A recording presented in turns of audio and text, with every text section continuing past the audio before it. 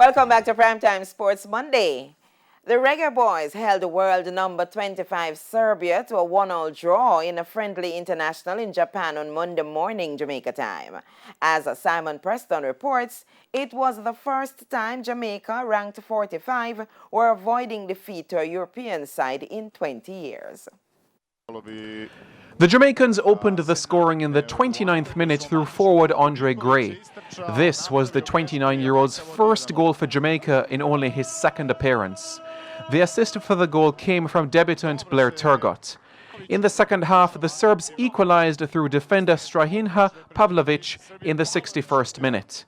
The match ended 1-1 and Jamaica avoided defeat against a UEFA nation for the first time since their 0-0 draw versus Bulgaria in 2001. Captain Damien Lowe described the result as a good one, and he reflected on his display in central midfield. It's a new crop of players. We're not properly gelled yet. We need some more time together. But with the other guys coming in, with this performance, it's only up from here. Playing in the central midfield role, it's not new to me. I've played it before, but it's just that I haven't played it in a while.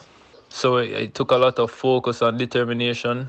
But with my style of play, it helped the team a lot, especially breaking up tackles and, starting the high press game. So, yeah, it was good. I'm happy. It's a good result. It's a step in the right direction. And I'm looking forward to great things from this crop of players with many more additions.